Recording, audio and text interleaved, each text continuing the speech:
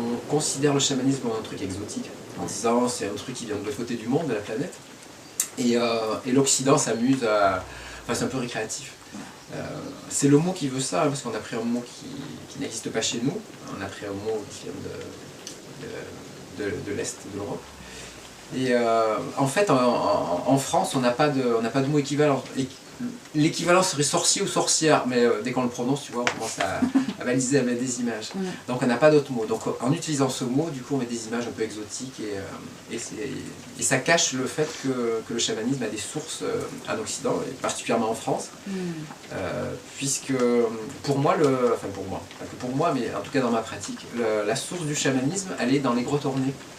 On a trouvé donc en France, elles sont ouvertes depuis longtemps, mais on a découvert encore récemment, comme la grotte Chauvet, des grottes qui possèdent un art qui est maintenant élu comme une expression chamanique, c'est-à-dire le révélateur de pratiques chamaniques.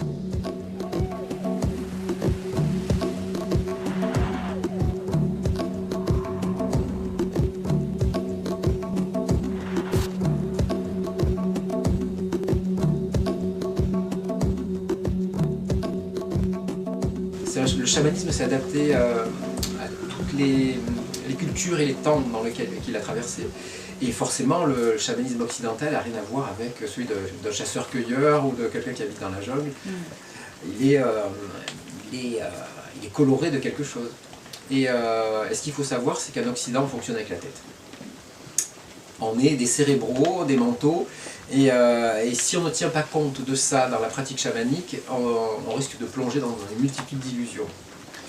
Ne serait-ce que nous, praticiens, et aussi les personnes. Donc il faut absolument faire très attention à ce qui peut se cacher, on va dire, de psychologique dans le chamanisme. Je ne dis pas que je fais de la psychologie, loin de là, mais je veux simplement dire qu'il y a des enjeux bizarroïdes qui peuvent troubler la pratique. Et ce qu'il faut savoir, c'est que souvent, je m'adresse à des personnes qui sont très rationnelles, mais qui sentent un appel vers le chamanisme, qui ne savent pas exactement pourquoi. Et que les pratiques de vision, puisque c'est un des axes principaux du chamanisme, nature et vision, c'est les deux axes que je mets, la pratique de vision souvent est quelque chose qui est difficile à retrouver pour certaines personnes parce que le cerveau, le mental bloque en disant c'est quoi ce truc là, je vais devenir fou, la peur s'empare de la chose aussi, je vais rencontrer des démons, je vais être possédé, la transe, mon Dieu, qu'est-ce que c'est ce truc horrible. Et donc il y a le mental qui turbine à fond. Donc il faut absolument trouver un angle pour que le mental veuille bien coopérer. On n'entre pas en guerre avec lui, on trouve des voies d'explication, des pistes qui montrent au mental, t'inquiète pas, voilà, je te donne une cartographie un peu de ce qui se passe, et après tu vois toi où tu veux aller. Parce qu'il ne s'agit pas aussi de forcer les gens à plonger dans la vision. La vision, pour moi, à ce jour-là, de cette longue pratique de plusieurs décennies, la vision, pour moi, c'est une fonction naturelle de l'humain. C'est une fonction qu'on a. Tous les humains sont capables de vision. Ce que j'appelle vision, c'est-à-dire de plonger avec un regard intérieur dans des aventures diverses, alors, de manière rationnelle dans l'inconscient et de manière irrationnelle dans les autres territoires du chamanisme. Et cette capacité, on l'a tous. Tout le monde est capable. Simplement, elle est plus ou moins difficile à atteindre parce qu'elle est recouverte par la raison et la culture. Dans nos sociétés, quelqu'un qui a des visions, c'est un visionnaire, donc c'est un illuminé, donc c'est un fou. Donc il y a des encodages un peu péjoratifs dans le langage qui font que, et dans la culture qui font qu'on a un peu peur avec ça. Et pourtant, on sent cet appel.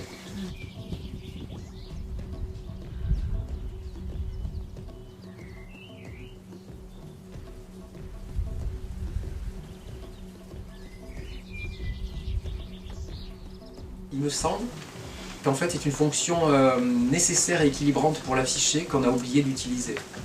Et cette pulsion de chercher de la vision, en fait, on la voit donc dans nos productions culturelles, qui sont pour moi juste le pendant matériel de cet élan, c'est-à-dire les jeux vidéo, qui sont typiquement des univers dans lesquels on passe des initiations et des niveaux.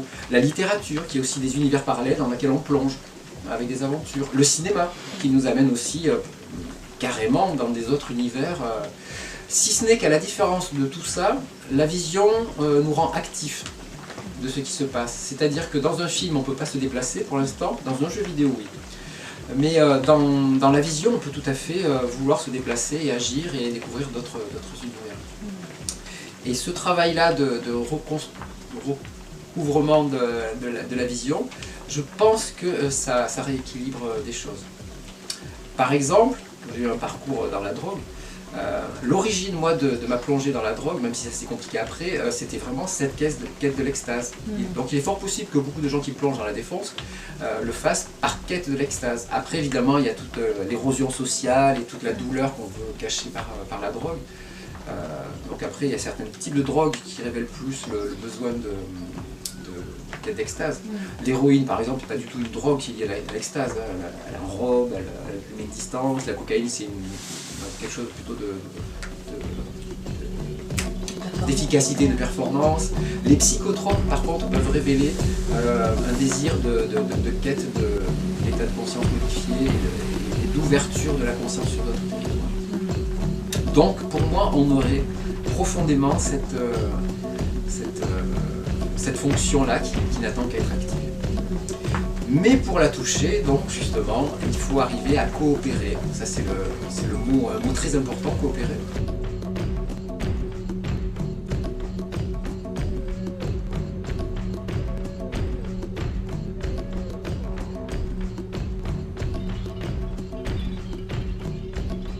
De plus en plus, on s'aperçoit que l'humain, s'il en est arrivé là, à être cette espèce qui a survécu jusque-là, c'est parce qu'elle a coopéré. Et le mot coopération arrive de plus en plus comme une évidence pour le futur, comme un projet futur, et il est tout aussi important de l'inclure dans le rapport que nous avons avec cette couche, le mental, avec laquelle nous devons coopérer, et pas entrer en guerre. Le truc classique en spiritualité, ou en développement personnel, c'est mon mental me fait chier, il est toujours là, il m'énerve, et du coup on essaye de le faire taire. On ne peut pas le faire taire, c'est pas possible, hein. Il est toujours là, m'habiller, donc ça, c'est une cause perdue. Par contre, si on prend le temps de décrypter un peu ce qu'est le chamanisme, où ça peut mener, pourquoi, comment, de faire des liens qu'il peut comprendre, et ça c'est un peu mon rôle de passeur, de faire des liens avec la science, avec la philosophie, avec l'ethno, avec plein d'éléments. Tout d'un coup, le mental il dit « ouais, ah ouais, c'est ça, je comprends mieux ». Donc du coup, il peut faire des petits pas. Tac, tac, tac, tac. Un autre élément aussi, c'est une personne ne va pas plonger dans la vision. Je parle de la vision profonde. Je parle pas quand je parle de vision, je ne parle pas d'induire la vision. Hein. Je parle de générer un espace dans lequel elle peut naître. C'est-à-dire il n'y a pas d'intrusion, il n'y a pas ça me paraît important aussi, parce que la plupart du temps, dans le chamanisme, on voit, vous êtes dans une forêt, vous voyez un trou dans le sol, vous descendez dans le sol, et là vous avez un gardien qui vous dit... Non, là, moi je ne pratique pas comme ça. Moi je permets d'ouvrir l'espace pour que justement émerge ce qui doit émerger. C'est un peu différent. C'est pas inductif. Parce que je pense qu'il y a des préalables nécessaires. Parce que peut-être que le mental va vouloir libérer un peu d'histoire, ou libérer de la pression, parce qu'il va déjà me tester, savoir si je suis digne de confiance. Parce qu'on ne va pas aller plonger dans des choses profondes comme ça sans me faire confiance.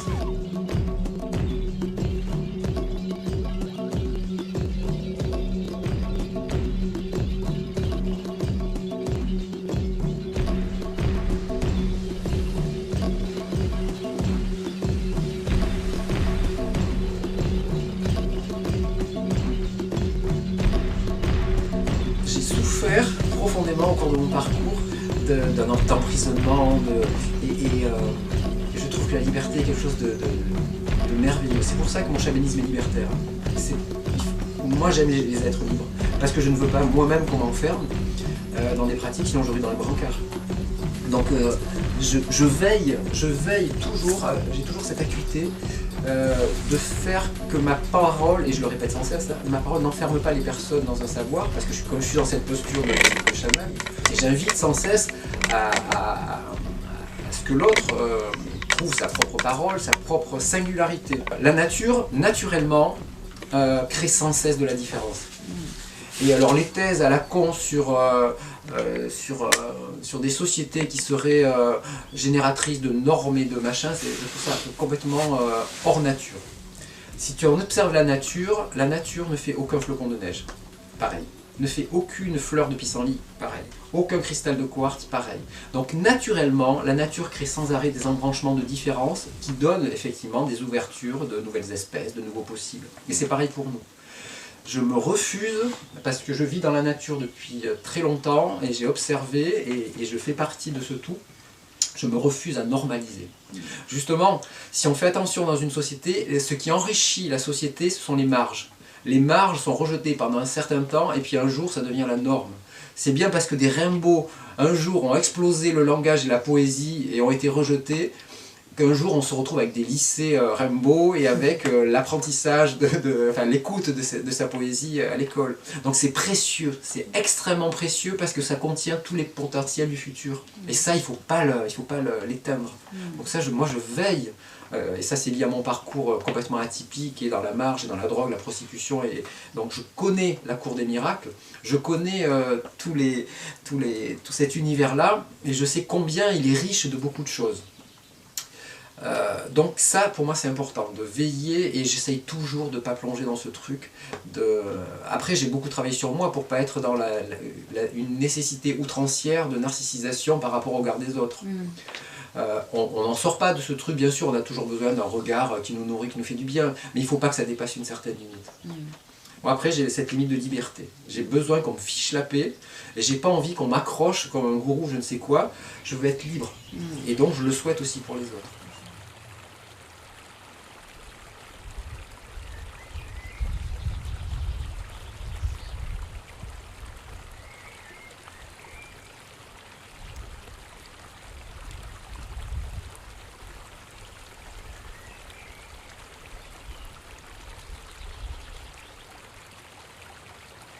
J'ai toujours senti au fond de moi quelque chose de bon et d'aimant. C'est comme ça, mais ça a été recouvert après par mon histoire qui m'a rendu plus réactif, et voilà, j'ai voulu trouver des choses et en prouver aux autres. Mais là, à ce moment-là de ma vie, je sens bien que voilà, c'est au fond de moi. Alors à ceux que ça fait ricaner cette histoire d'amour, parce que c'est ça le truc, c'est non, l'amour c'est pas Sissi impératrice, c'est pas une viennoiserie avec de la chantilly dessus, hein. C'est un mystère recouvert de plein de choses et dont on enlève les peaux progressivement. À ce jour, pour moi, la source de ce que peut être l'amour, c'est, j'ai trouvé un mot synonyme, à ce jour pour moi, c'est ouverture. Ouverture. Naturellement, ce mot, quand on le prononce, il y a le corps a quelque chose de... il y a ce geste-là. Et pour moi, ça peut être ça, éventuellement, la source la plus proche de l'énergie de l'amour. Ouverture. Donc si je suis ouvert à l'autre, si je suis ouvert à moi-même, si je suis ouvert à la vie, je suis dans cet élan naturel de la vie, d'expansion et d'amour. Mais bon, après, nous sommes humains, nous avons nos histoires, et nous sommes recouverts par ce que j'appelle la poussière du temps. C'est la poussière du chemin, c'est-à-dire qu'à mesure que nous traversons cette existence, nous nous recouvrons d'histoire comme une poussière, et on finit par s'identifier à tout ça, à toutes ces blessures, à tous ces bonheurs, à tous ces... Mais qu'est-ce que c'est qui se tient derrière?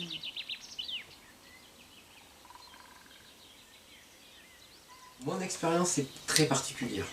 Elle est vraiment très particulière. Il y a à la fois un parcours chamanique classique, dans une société matérialiste, donc ça a été un peu trouble. Et il y a surtout beaucoup d'expérience. Je ne fais pas partie des personnes qui se réfèrent... je me réfère plus à mon expérience et au laboratoire que j'ai créé, qui est ici, et aux pratiques que j'ai développées, et à nos semaines chamaniques, laboratoire dans lesquelles on a pu expérimenter plein de choses. C'est ça ma matière. Et donc du coup, ça permet d'avoir un angle de recherche différent, un angle... Là, je me suis aperçu que j'étais à la base d'angles inhabituels, d'exploration du chamanisme, d'autres aspects qu'on voit pas souvent. Et donc c'est pour ça que j'ai décidé de le... Enfin, qu'est arrivé un moment où je me suis dit, il faut que je transmette. Le parcours est complètement atypique, ne serait-ce que cette histoire de Sœurs de la Perpétuelle Indulgence, où pendant 10 ans on a animé ces ressourcements dans le champ social. c'était quand même très très puissant, et le parcours antérieur aussi, dans la marge, avec la drogue, prostitution, etc. Donc ma matière, elle est carrément très marginale, et c'est un peu la merveille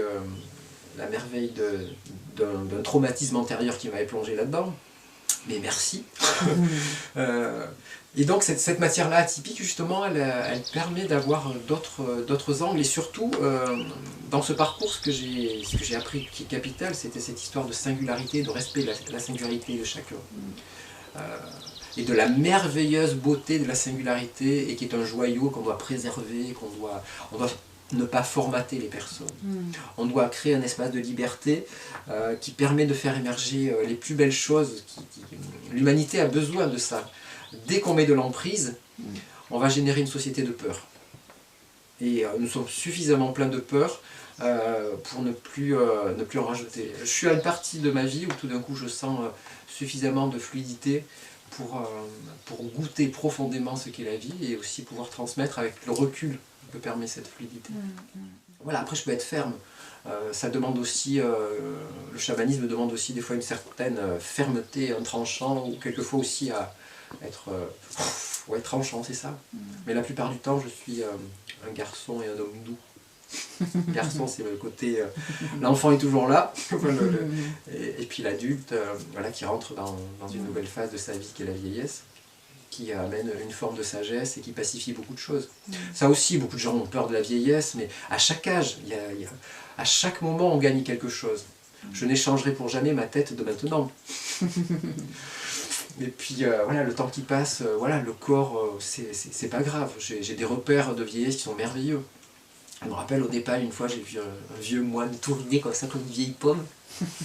Je me suis dit, ouais, je vais être vieux comme lui. Il avait l'air merveilleux, cet homme. C'était, waouh. J'ai appris de belles choses, ouais, qui feront qu'un jour je partirai probablement en paix de ce monde. Et c'est vrai que l'âge aussi amène cette histoire de laisser. C'est un peu comme les grands-parents, les parents qui veulent laisser quelque chose à leurs petits-enfants.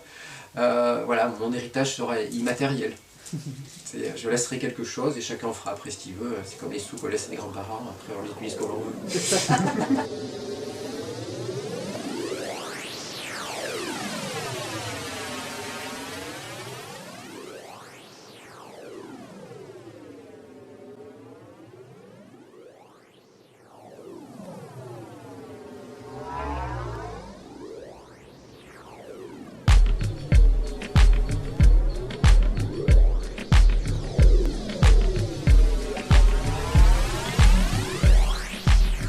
Je fais partie des dinosaures du sida.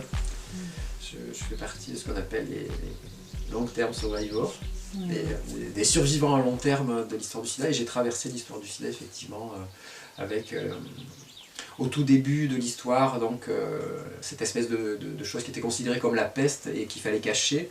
Et donc, on cherchait des gens qui pouvaient témoigner sans trop de peur d'être rejetés. Et donc j'ai témoigné comme d'autres personnes que je connais aussi. On a été les premiers Enfin, ce qui s'est passé pour moi, c'est qu'en fait, le sida était ma maladie initiatrice. Je suis tombé malade, en fait, j'ai eu une primo-infection. C'est-à-dire qu'on a tous les symptômes au moment où le virus rentre. Ça n'arrive pas à tout le monde, mais j'ai eu très fort. Donc du coup, ça a été merveilleux pour moi, puisque j'ai cru que j'allais mourir, j'ai eu le truc. Mais quand je suis sorti de ça, c'était merveilleux, je revivais et j'étais un autre. Comme si ça avait cramé une multitude de parties de moi. C'est comme si le sida avait été un feu qui avait brûlé plein de choses inutiles. Et du coup, moi j'étais heureux avec le sida. Bon, après, on était dans une époque où il n'y avait pas de traitement, on savait qu'on pouvait mourir. Voilà. Bon, donc du coup, j'ai accepté cette idée et du coup, j'ai goûté chaque instant, comme le dernier. Et vivre avec ça, c'est merveilleux. C'est un moteur extraordinaire. Et du coup, ça a troublé des personnes qui apprenaient que j'étais séropos, parce que je ne le cachais pas, que j'étais heureux, et donc on me disait, mais tu veux pas venir voir mon fils ou ma fille, ou tu peux pas aller discuter avec les parents d'un tel, etc. Petit à petit, je me suis retrouvé dans quelque chose qui m'a sorti un peu de ça, et après j'ai fait des conférences, et après j'ai monté des groupes de parole, puis les Sœurs de la Perpétuelle Indulgence, qui était une association de militance gay et de lutte contre le VIH, avec beaucoup d'humour et de dérision, et costumé. C'était du théâtre de rue, ça a été quelque chose d'extraordinaire, un outil extraordinaire, et donc à ce titre-là, on fait partie de l'histoire du sida. on a été et on est toujours, elles existent toujours, hein, des actrices dont le mot amour et le mot dérision sont deux éléments très, très centraux et qui ont... quand j'étais sœur de la perpétuelle indulgence, moi c'est très clair qu'on avait des noms improbables. Je m'appelais Siddhartha du fond des bois, Macumba du calvaire, Très Sainte Gogodas, Shamanic Sister. Donc j'annonçais la couleur déjà. Parce qu'en fait, pour moi c'était très clair que ce personnage-là, il avait des sources dans d'autres sociétés et dans les archétypes des Eyoka, qui sont des personnages assez remuants, qui justement sont les seuls qui osent pisser sur le poteau sacré pour rappeler que ce n'est qu'un poteau. Et que les structures religieuses sont temporaires et qu'elles bougent et que si tu t'enfermes là-dedans, tu ne vas pas avancer. Donc j'ai ce côté Eyoka d'aller pisser sur les poteaux sacrés ou d'inviter les gens à aller pisser sur les poteaux sacrés. C'est pour ça qu'ici, les objets sacrés, tout le monde peut les toucher. Il n'y a pas de truc, ne touche pas l'objet sacré, tu n'es pas digne d'eux. Non, on n'est pas là-dedans. Hein. Et tu pisses sur mon tambour, ben voilà, il sera sanctifié.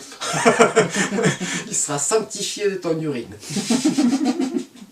Donc il y a cette histoire du sida, effectivement, qui colle profondément à mon histoire, hein, et qui m'a appris. Il est mon maître, il a été mon maître profondément, particulièrement les premières années où c'était... on savait qu'on pouvait vivre, c'était pas le fait qu'on risquait de mourir, c'était le fait qu'on risquait de se dégrader à tout petit feu d'une manière atroce. Je l'ai vu, hein, j'ai accompagné les personnes, et surtout mon amour que j'ai accompagné pendant 12 mois, qui faisait 1m90 et qui a fini à 34 kg avec des couches. C'était assez, ça a été énorme, cette traversée aussi que j'aimerais partager, parce que c'était très beau aussi. Il y a vraiment quelque chose de... Qu'est-ce qu'on aime chez quelqu'un? Parce que si c'était l'apparence petit à petit a disparu. Si c'était sa personnalité, la personnalité aussi a disparu, puisque le VIH a rongé son cerveau. Et petit à petit, tout s'enlevait, je continue à aimer. Donc je me suis trouvé face à ce mystère, mais qu'est-ce que tu aimes? Je voyais bien aussi des parts d'attachement, le syndrome du sauveur, enfin plein de choses comme ça, mais c'était pas que ça. Cette histoire d'amour est importante aussi, parce que ça permet de rappeler ces choses essentielles, qui sont le jugement qu'on peut avoir sur les amours homosexuels.